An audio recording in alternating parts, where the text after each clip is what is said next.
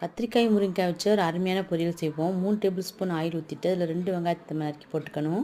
வெங்காயம் ஓரளவு வதங்கினதுக்கப்புறம் 1 டீஸ்பூன் இஞ்சி பூண்டு பேஸ்ட்டு சேர்த்துட்டு நல்லா வதக்கி எடுத்துட்டு அது கூட 3 தக்காளி இந்த மாதிரி பொடியை நறுக்கி அதையும் சேர்த்துக்கலாம். தக்காளி இந்த மாதிரி வதங்கினதுக்கப்புறம் 2 பச்சை மிளகா கீரி அது கூட சேர்த்துட்டு நம்ம நறுக்கி வச்ச முருங்கைக்காயும் கத்திரிக்காயும் சேர்த்துடலாம். முருங்கைக்காயும் கத்திரிக்காயும் இந்த அளவு நறுக்கி வச்சுக்கிட்டா தான் நமக்கு வெந்து வரும்போது குலையாமல் சாப்பிட்றதுக்கு நல்லாயிருக்கும். இப்போ தண்ணி வடிச்சிட்டு அதையும் அது கூட சேர்த்துட்டு மசாலா மஞ்சத்தூள் மிளகாத்தூள் சேர்த்து உப்பு சேர்த்துட்டு சிம்லேயே வச்சு நல்லா வதக்கி எடுத்துட்டு அதுக்கப்புறம் வேகத்துக்காக ஒரு 1/2 டம்ளர் தண்ணி ஊற்றிடுவோம். நீங்கள் எடுத்தது ஃப்ரெஷ்ஷான காயாக இருந்துச்சுன்னா நீங்கள் மூடி போட்டு சிம்லேயே வச்சு ஒரு 5லேருந்து 10 நிமிஷம் வேக வச்சாவே நமக்கு வெந்து வந்துடும். ஒரு 1/2 டம்ளர் தண்ணியே நமக்கு இதுக்கு தேவையான அளவு போதுமானதாக இருக்கும்.